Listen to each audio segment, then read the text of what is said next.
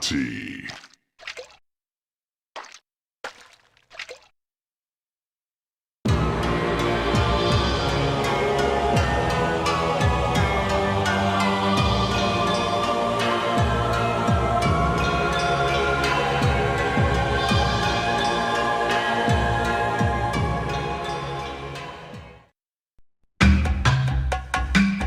Boraicho looked gruff, but beamed inwardly. With their victory over the Deadly Alliance complete, he and Kung Lao had liberated Outworld from its latest threat. Despite the years that had passed since training his last student, his skills had proven useful once more.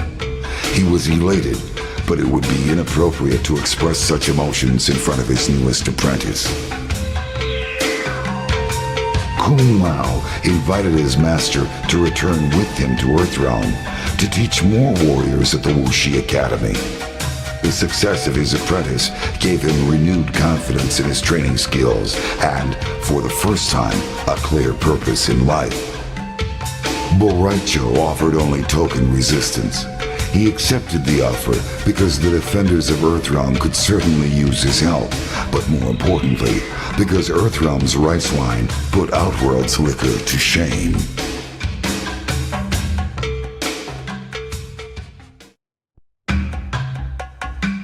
Upset by the way his adventures had been portrayed in the past, Johnny Cage found a loophole in his contract and left MCM Studios during the production of Mortal Kombat: The Death of Johnny Cage. He then used his own money to fund the production of his next movie, which is rumored to be the true story of his latest adventures in Outworld. Mortal Kombat: Deadly Alliance broke all records in its first weekend in theaters and made Johnny Cage extremely wealthy. The movie told the true story of how Johnny Cage single-handedly saved the world from the threat of Quan and Shang Tsung's Deadly Alliance.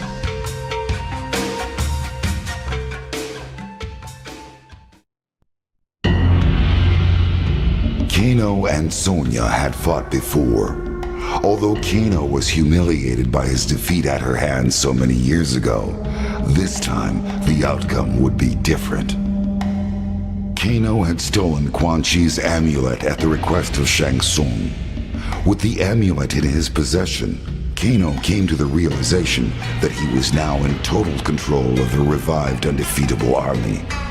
Rather than hand the amulet and the army over to Shang Tsung, Kano kept them for himself and used the army to ambush Sonya, ending their long rivalry once and for all.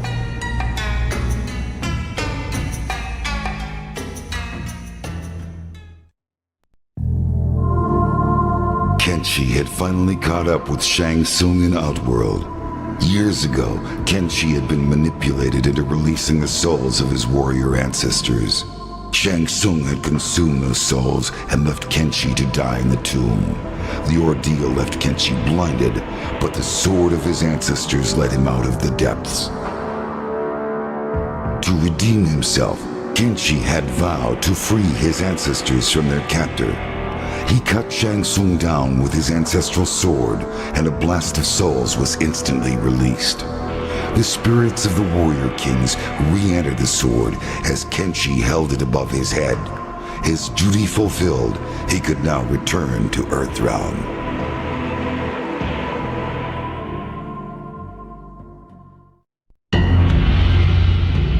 Rage fueled Kung Lao's thirst for revenge. The memory of holding his fellow monk's broken body on the Lei Tai of the Wuxi Academy grounds consumed him as he rained blow after blow down upon Shang Tsung. Kung Lao had finally mastered the attack Boraicho had taught him. The sorcerer could not withstand his whirlwind assault. Shang Tsung begged for mercy. Kung Lao granted him none. Upon his return to Earthrealm, Kung Lao stood before the modest shrine to Liu Kang, which had been erected by the Wuxi initiates during his absence in Outworld. He lit a stick of incense and placed it among the others already burning there. He bowed his head and prayed for safe passage to the afterlife for his friend and brother. With Shang Tsung's death, Liu Kang's spirit could rest peacefully. Earthrealm was safe once more, but at a terrible cost. The work of the White Lotus Society had become more important than ever.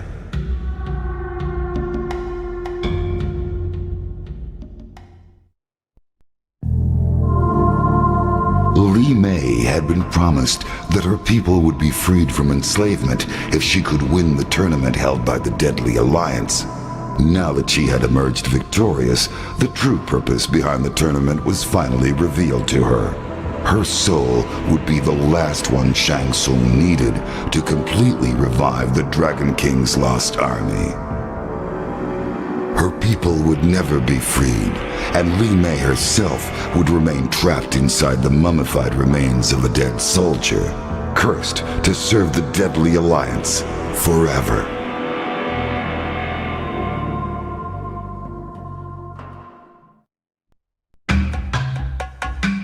For many years, Mavado's Red Dragon clan had been secretly engineering the destruction of their rivals, the Black Dragon.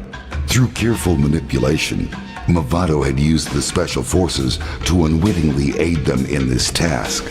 In return for eliminating Kenshi for the Deadly Alliance, Mavado was finally granted his battle with the last known member of the Black Dragon, Kano. After a long, brutal fight, Mavado emerged victorious, and all traces of the Black Dragon had been erased. Impressed with the fighting skill and discipline of Mavado, as well as other members of his clan, Quan realized the potential the Red Dragon held for staging the eventual invasion of Earthrealm. In return for their continued assistance, he offered crucial information about a new threat to Mavado's Red Dragon clan, the Lin Kuei.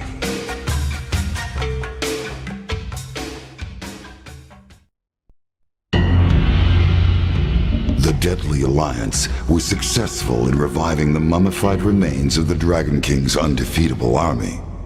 It would appear that nothing could stand in the way of Shang Tsung and Quan as they began their domination of the realms. Unfortunately for Shang Tsung, however, Quan had no further need for the partnership. Once Shang Tsung had finally revived the last of the mummified warriors, Quan closed the portal to the heavens and effectively shut off Shang Tsung's endless supply of souls. Quan then instructed Kano to assassinate Shang Tsung in a surprise weapon attack. With their captor cut wide open, the thousands of souls Shang Tsung had consumed in the past spewed forth and swirled around the room. Quan came to the realization that if Kano could so easily turn on Shang Tsung, he could also turn on Quan himself. Quan used his sorcery to drain the life from Kano and left his body where it fell. Immediately, one of the lingering souls shot into Kano's body. To Quan surprise, the man standing before him was no longer the Black Dragon thug known as Kano. Kano's body now contained the soul of the Shaolin monk, Liu Kang.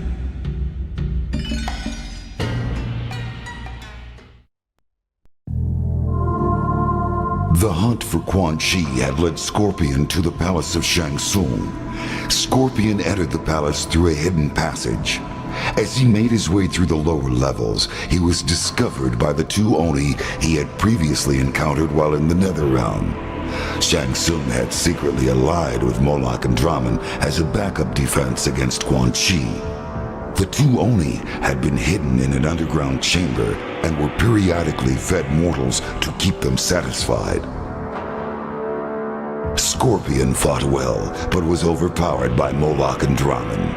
Although they could not consume the ninja specter, they devised another means for eliminating their foe that would satisfy their cruel nature. The Oni brought Scorpion before the portal to the heavens that Shang Tsung had tapped as a source of limitless souls. They hurled him into the Solnado, and his hellspawn body was ripped apart by the purity of that realm.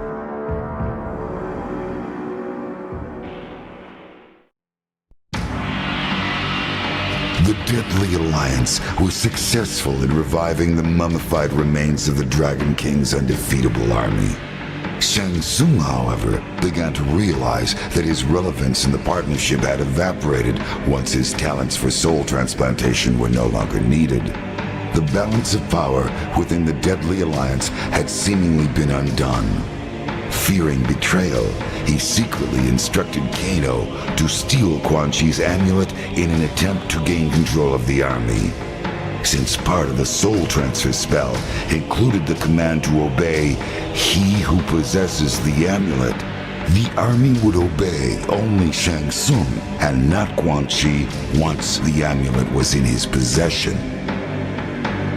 Amulet in hand, Shang Tsung revealed his betrayal to Quan Chi and commanded the army to destroy the sorcerer. Shang Tsung would succeed where others had failed. He would conquer the realms. He would conquer Earth.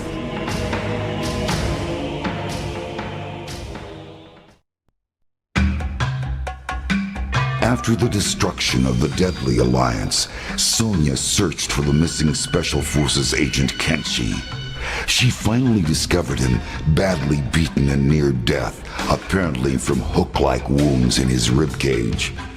She managed to return him to the rendezvous point where I transported them back to Earthrealm.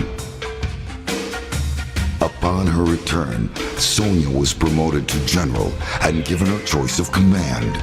She handpicked a team to deal with new terrorist threats located on Earth, while in Outworld, Special Agent Kenshi had learned of a new threat to peace. The Red Dragon had awakened.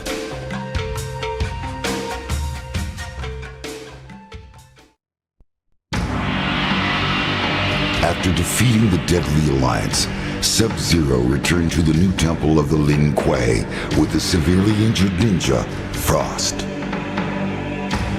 A short time later, I visited the temple to commend him for his victory in Outworld and to express my gratitude for all his assistance.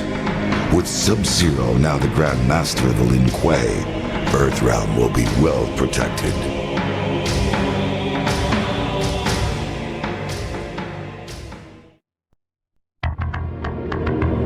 The enormous heat and pressure of the lava burned out Cyrax's sensors almost immediately.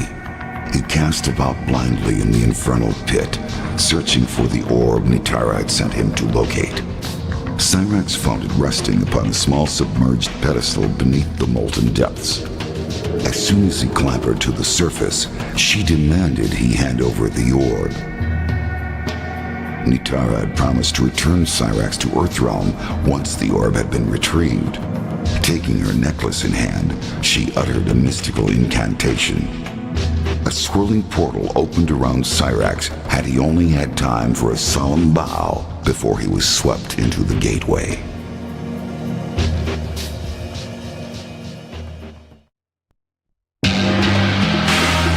Sent by the sorcerer Shang Tsung, the two Oni known as Drahmin and Moloch confronted Quan Chi, enraged that he had tried to leave them stranded in the bowels of the Netherrealm. In the battle that ensued, Drahmin leapt at Quan Chi, and both combatants stumbled into the inner sanctum chamber. Moments later, Drahmin emerged from the chamber, altered from his previous form.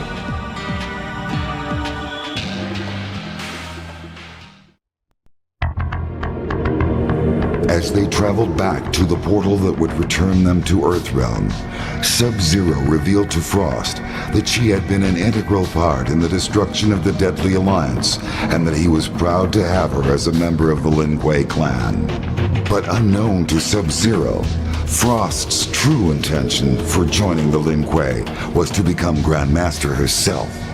She used her Ice Blast to temporarily immobilize him and rip the dragon medallion from his chest.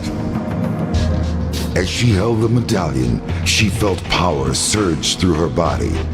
Lacking the strength and discipline required to control the medallion's immense power, she was consumed by her own freezing ability.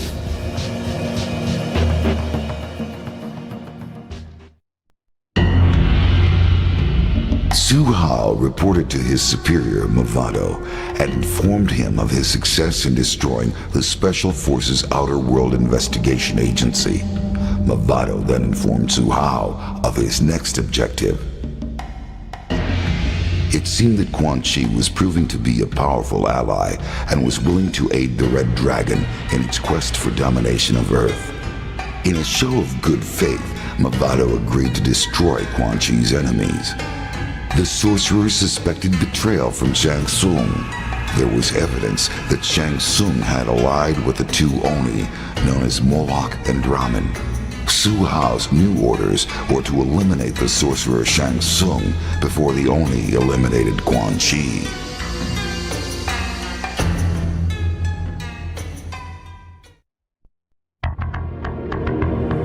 Jax had a score to settle with the traitor he knew as Su Hao. Now revealed to be a member of the Red Dragon, Su Hao had infiltrated the Special Forces Outer World Investigation Agency and destroyed it with a miniature nuclear weapon. Making good on his promise, Jax eventually caught up with Su Hao and ripped the implant from his chest in retribution.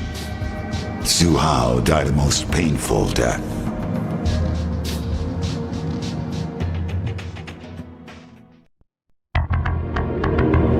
Kitana's longtime enemy Shao Kahn was dead, and the alliance between Shang Tsung and Quan Chi was defeated with the help of warriors from Earthrealm. Although there was peace once more throughout the realms, all was not right for Kitana.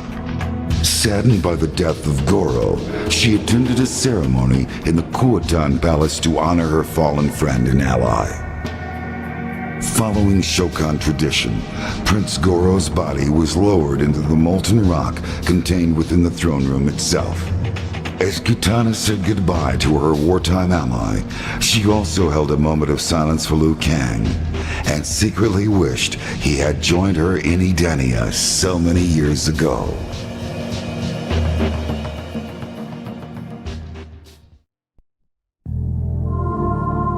After what seemed like an eternity, Cyrax finally emerged from the lava, holding the orb that had bound Nitara's realm to Outworld for ages.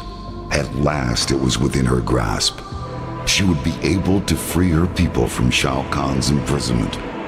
Fulfilling her end of the bargain, she sent Cyrax back to his Earthrealm home in exchange for the orb. Nitara stared into the orb. It seethed with the power trapped within. She raised it above her head and then smashed it to the floor. It shattered with an inhuman soul-rending howl. Its horrible energy exploded away and tore her consciousness from her. She awoke later for the first time on her native soil.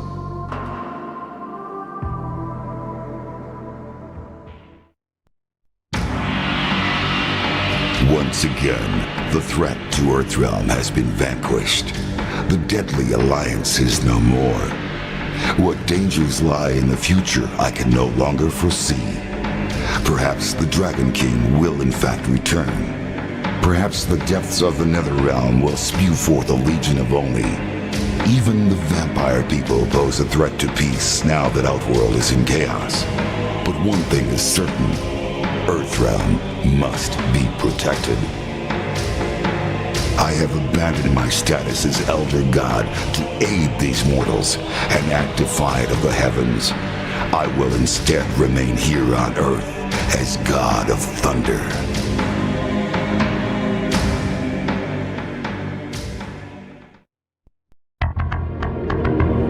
Despite the strong sulfurous stench that filled the chamber, Reptile could smell that Nitara and Cyrax had been there recently. There was no sign of them now, except for some scattered glass shards and a residual trace of strong magical energies. His revenge would have to wait.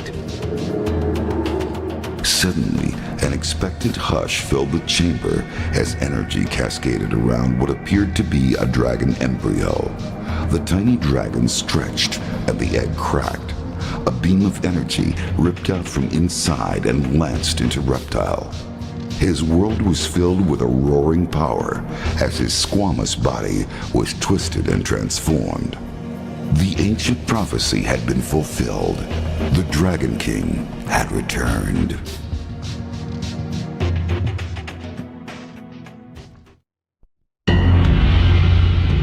Having been enslaved through sorcery to guard the molten incubation chamber, Blaze was finally freed once the dragon egg had hatched. He then resumed the quest he had undertaken before being subdued by his captors.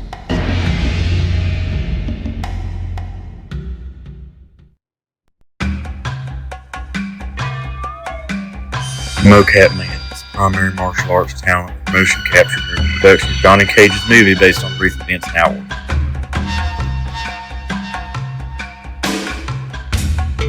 He was referred to as game designers at Midway Games and used in production of video game adaptation of the movie The End.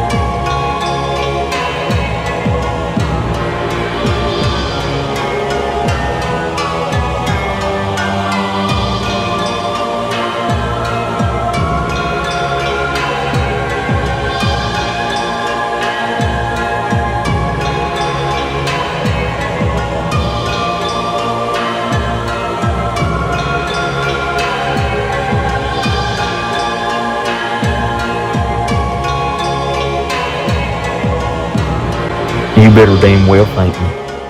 And how you're gonna thank me is some whiskey down at the saloon.